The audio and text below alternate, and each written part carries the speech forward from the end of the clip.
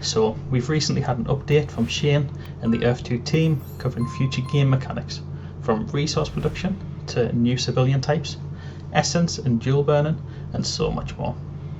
Now I'm going to give you guys a much watered down version of this to begin with for the casual players. I will then go into more detail one section at a time for those of you who do want it.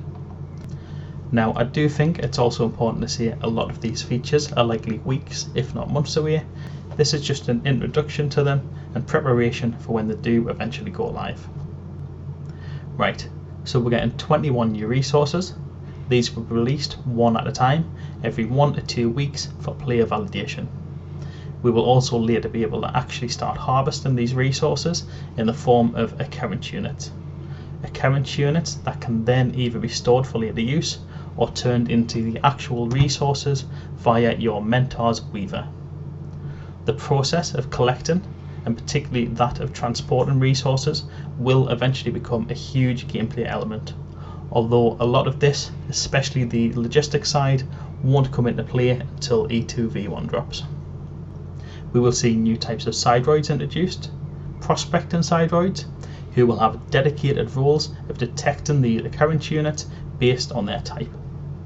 However, our first edition sidroids will also be able to have these skills via fusion of duels. We're also getting 2 new civilian types.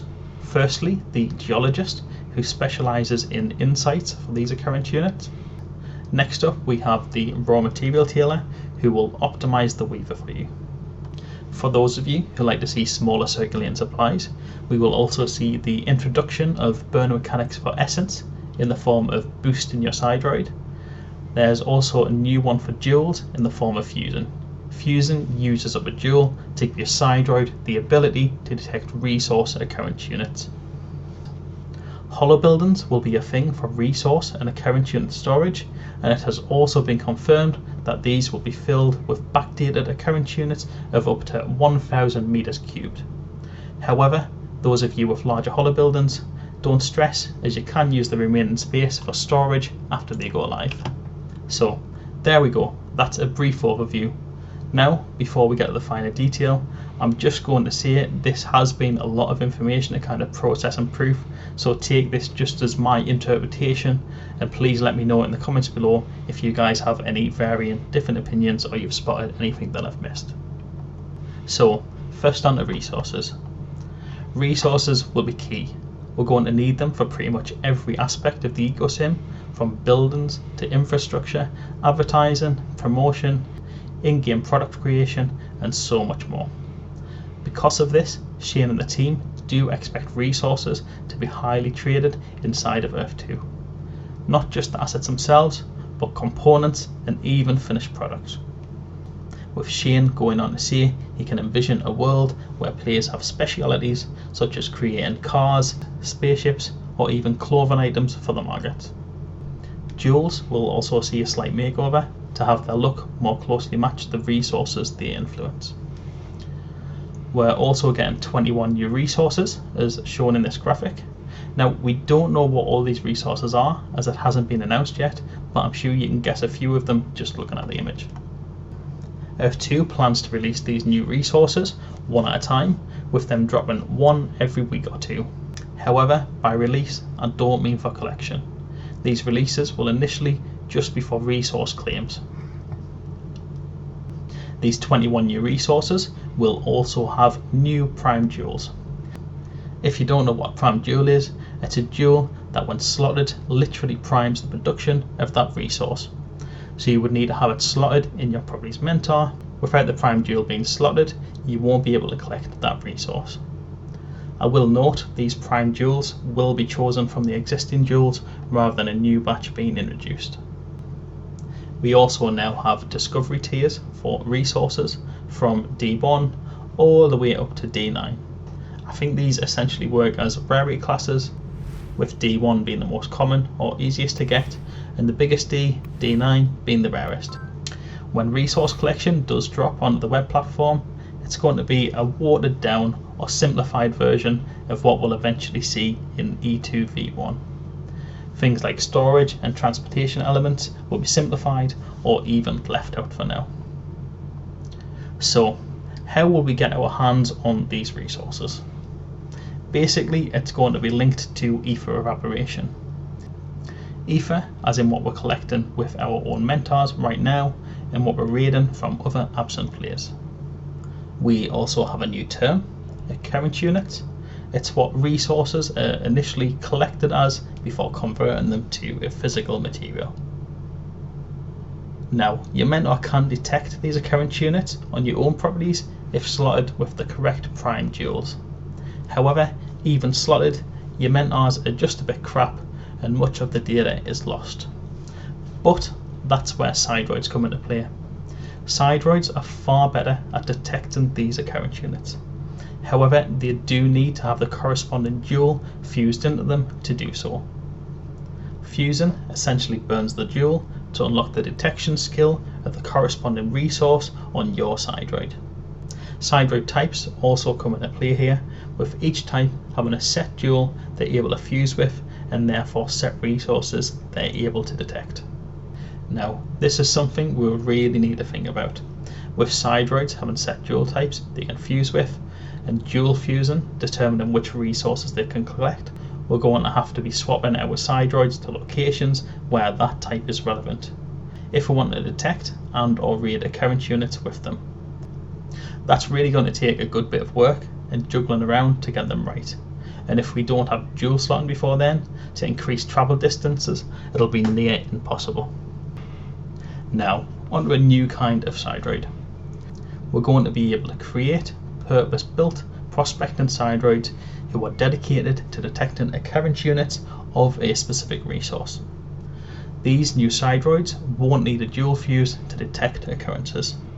However, the new sidroids also won't have the ability to raid, meaning they will be used to detect ether and occurrences on your land only. Now, let me just emphasize that point. You will be able to raid ether and resources with your first edition sidroids, with them even being able to raid both of these at the same time. However, the newer prospecting sidroids will not be able to raid at all, instead collecting ether and resource occurrences on your own land. These new sidroids will also apparently require a substantial amount of resources to produce, but just how much that will be will vary depending on the sidroid's rarity. Now, in my opinion, this all adds additional perks to large land plots, as with sidroids only being able to detect one type of resource occurrences, buzz plots which have more than one resource available will need more than one sidroid on the property to harvest those additional resources.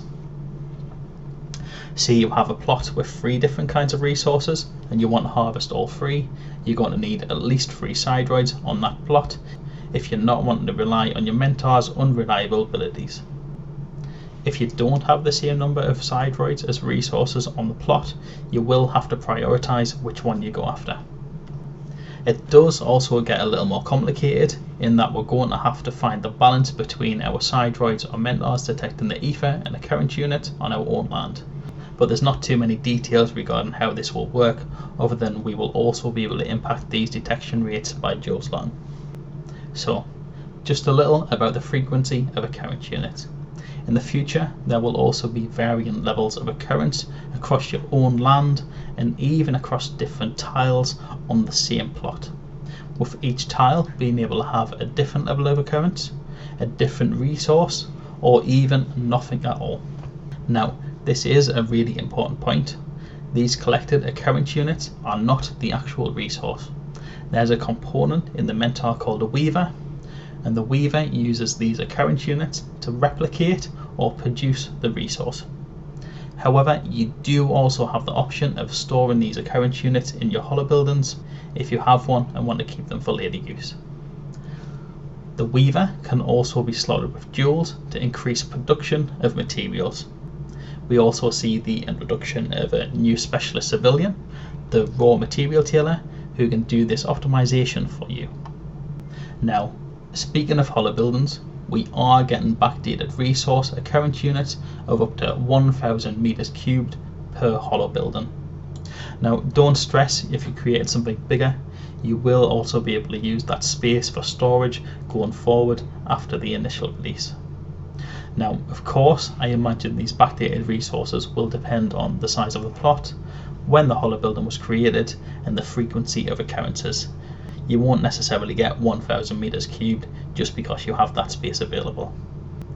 Hollow building storage is also local, meaning you're only going to be filling space for that specific property you're working with. To move these units, or in the future be able to list them on the marketplace, they will need to be replicated into physical materials by your weaver. Although it should be noted the logistics side won't come into play until E2v1. Next up, we see another new civilian type, the geologist. This civilian will be able to gain insight into the occurrence units. It does get a little more complex than that, with us also being able to equip geologist skills to the ether reckoner, although I can't lie, I haven't been able to fully grasp exactly how that will work or the difference between a geologist and the ether reckoner using the geologist skills. If you guys have any thoughts or insights on that, please let me know down below. Lastly, there's a new essence burner mechanic being introduced, the ability to directly inject essence into power cells, creating a boost effect to the sidroid, and in turn you can temporarily harvest more occurrence units. A good thing for those wanting to see a smaller circulating supply of essence. Right, so there we go, that's me done. I hope I've managed to explain that in a way that's fairly easy to understand, but if you do have any questions, just let me know. As always, thanks for watching, don't forget to like and subscribe. Have an amazing day. Peace out.